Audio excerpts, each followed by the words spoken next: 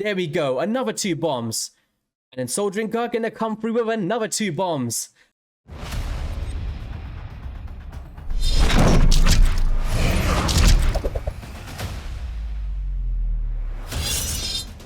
What's up guys, GAIUS here, welcome back to another Raid Shadow Legends video. And today, we're gonna be taking on Bommal the Dreadhorn with GAIUS the Gleeful. When I first went to fuse this champion, I was so excited to try him once this rotation comes out. And now that it's come, the first thing that I wanted to do was get him in there and see how well he could perform. Seriously, he actually performed a lot better than I thought he would, with him being the wrong affinity, and hopefully I can show that in today's video.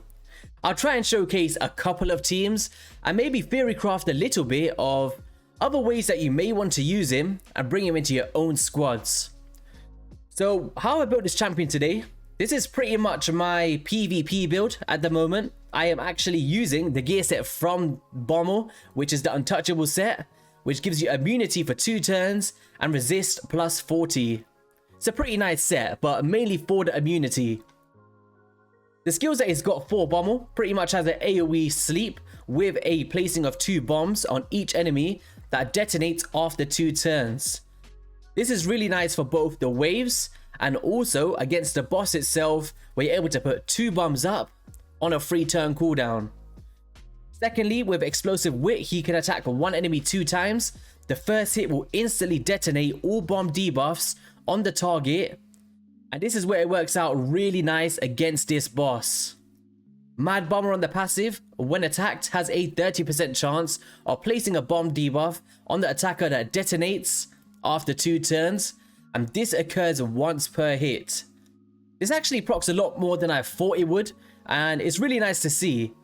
I'd like to later on throughout the rotation to maybe get him in a deflection set to kind of deflect bombs, also go along with that passive of 30% along with the rest of the bombs in his kit, right? And then he just becomes a crazy bomb exploder. It'll be pretty cool to see. In terms of how I've geared him, I have gone for a high attack at 6.4k, 224 speed, crit rate and crit damage, just whatever I can get through substats, and enough accuracy to place those debuffs. Now, in the teams that I'm using today, the resistance does help out a ton, especially in the lower stages. But of course, when I start getting to the higher stages, I'm going to have to ramp this up a little bit. Masteries, I have gone for Helm Smasher. This is once again mainly for PvP, but I may look to switching it over to War Master just for this boss, which I think will be pretty nice. So let's go into the teams that I'm actually using, and it's a team like this. Vogoth has a really nice passive to pair against those Dread Bombs, because they're not actually the boss. Bommal is the boss, and his passive pretty much manages to do an AoE heal every single time those Dread Bombs detonate. So if you go into the Festering Dynamo, has a 50% heal of damage received, and once you start pairing doubles, you're healing pretty much a full amount every single turn, and it's really fun to see.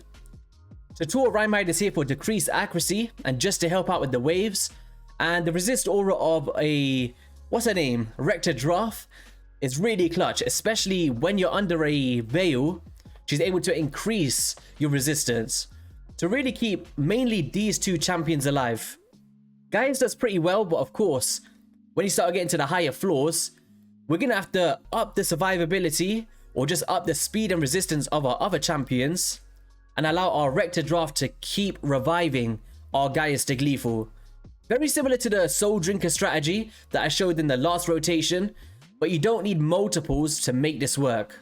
It's really cool to see. And before we get into the actual run, I just want to show presets, because this is going to play a huge factor in both Bommal and the Dark Fae in this rotation.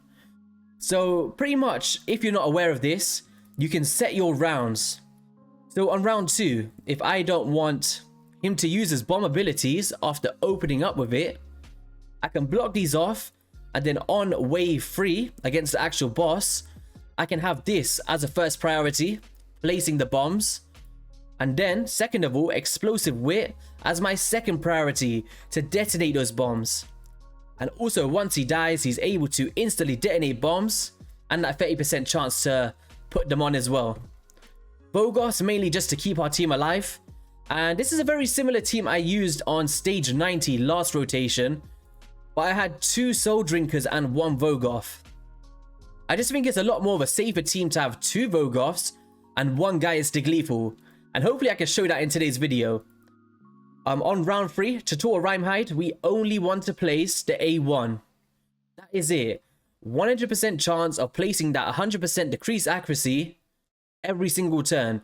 So if you're looking for a decreased accuracy champion to tank those bombs, look no further than Tutorial Rhyme, and he's the positive affinity. What more can you ask for? Rector Draft, pretty much first priority on the Necro mutation. We don't care about bombs going on our other champions once he strips according to the amount of buffs on our champions, because we've got high resistance on these 2 champions.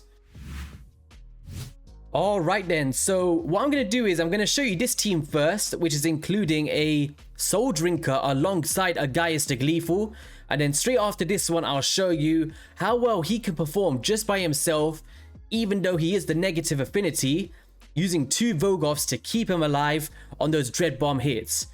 And both style of comps are still really amazing, but definitely I think you'll see the more faster times with a team like this, because if we're getting weak hits with our GAIUS, your Soul Drinker can pick up the slack as well, and it's a really fun team to watch regardless. So we got a few weak hits there, it's all good. So our Soul Drinker comes through and does his AoE and puts the bombs up where our GAIUS couldn't on the waves. So we're just coming through here, we're going to kill off this final Drexar if he doesn't want to place any burns or something. And he just put some bombs on himself, so that's where those passives can really come into play. Now with our presets, we have got a decreased accuracy on the first turn. Open up with that bomb ability, more bombs as well. And look at those ticks, because the actual Dread Bomb himself, well, Bommal himself, likes to take that extra turn to speed up the process of those bomb ticks. And that's what allowed us to do that instant damage, and look at that, guys. And if you have a look in the top left corner, we just placed another bomb just from being hit. It's bombtastic. I'm going to enjoy using this team now. And then hopefully we can die, or maybe one of our Soul Drinkers. Look at that. More bombs with the reflections. There we go. Another 2 bombs. And then Soul Drinker going to come through with another 2 bombs. And look at those detonations, because when GAIUS the Gleeful dies, he instantly detonates bomb debuffs. And also our Soul Drinker, if he dies first, actually puts 2 more bombs on, so there's extra ones to detonate. It's just crazy, and this is only using 1 Vogoth here, guys, and that is why our other champions died. I'm about to show you in the second run, if you use 2 Vogoths, just GAIUS on himself can still do a really amazing job. It's so fun to watch. These other 3 champions don't die. It's literally just the bomb ones. So once those tick, and look at those heals as well. Pay close attention to that from Vogoth's passive, keeping our champions alive. One more turn to come through, and boom, sit down. So we had a 750,000 damage with GAIUS the Gleeful and 226,000 with our Soul Drinker. I think that might be because he was instantly detonating with his passive when he died. I'm not too sure how that works, if it counts as his bombs or Soul Drinkers because he's dead. I don't know, maybe some of you guys can let me know. But it's a really fun composition, and I can't wait to use this in the higher floors to see where we can take this. And I just want to give you guys an idea of teams that you can build, right? Something that can really work out amazing. Full auto teams in under 4 minutes. So pretty nice. So let's just bring up the second run with only a GAIUS the Gleeful. Okay then, this team here has got 2 Vogoths and just 1 GAIUS the Gleeful. And you'll probably see a few resisted hits. It doesn't always happen. Just comes down to the RNG factor. But against those waves, performing really well. And I think on this first turn, we're going to get a weak hit here. There we go. But look at the reflections. That's what you really need to pay close attention to here. If you are reflecting, even though you're getting weak hits, it allows you to bring a champion like this into the mix and know that they're still going to be able to perform pretty nice. So coming through, we got some more bombs coming out. And more bombs with the reflections of that 30% chance. And pay real close attention once again to the heals of the double Vogoth passive. Our GAIUS the Gleeful is pretty much dead. And once they proc, he's going to shoot all the way up to full HP. Look at those. More reflections of bombs in the top left corner. And look at those substantial AoE heals. Nobody's taking damage. It's insane. Bomb ticks putting in the work. More coming out. And nobody's in jeopardy. That's the main thing you guys need to focus on here. Everybody is staying alive. GAIUS the Gleeful could occasionally die, but that is why Rector Draft is in this team. To just pick him up when he does, right? Put it back into sync. Place more bombs and do the job against this pesty boss. Once those tick, this is pretty much done. And there we go. So on this one, we had a 776,000 damage, which was pretty nice, with him being the only one doing the most of the chunk here and really helping out on the waves as well.